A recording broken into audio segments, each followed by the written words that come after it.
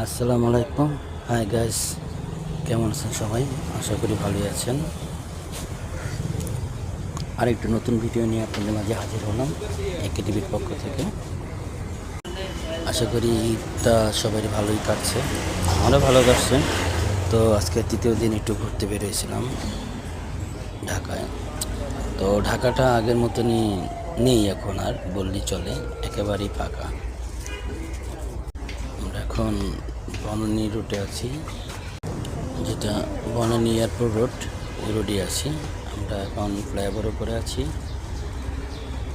এটা হচ্ছে আপনার পাতাল হয়ে, এটা সুন্দর একটি দৃষ্টিনন্দন।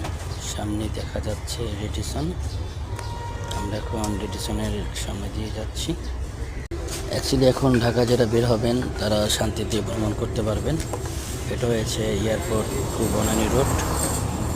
তো সামনে এসে সিএমএইচ, আর ওই যে দেখা যাচ্ছে ঢাকা রেডিসন, কি সুন্দর করে ওকে দিচ্ছে গাছের ফাঁক দিয়ে। এই যে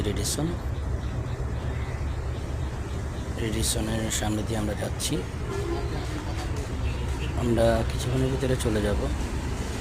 এটা হয়েছে ঢাকা সর্বপ্রথম আধুনিক ডিজিটাল সড়ক। ফুটপাথগুলো এত দৃষ্টিনন্দন করেছে, সেটা হলো বলার বাইরে। যতদূর যাবেন, ভ্রমণ করবেন, আসলে তৃপ্তি পাবেন মনে। তো তৃপ্তিটা অবশ্যই পাবেন, কারণ এটা আধুনিক ডিজিটাল সড়ক করা হয়। এটা হচ্ছে ঢাকা এলিভেটেড এক্সপ্রেসওয়ের প্রবেশদ্বার। এটা হচ্ছে শেওড়া এলিভেটেড এক্সপ্রেসওয়ে, এখান দিয়ে ওঠানো যায় এক্সপ্রেসওয়ের সাথে। এটা হচ্ছে যাত্রীশালী, দৃষ্টিনন্দন এক যাত্রীশালী করছে। এই সামনে নিকুঞ্জ একের গেট, এটা হয়েছে আমাদের মুক্তিযুদ্ধের প্রতীক।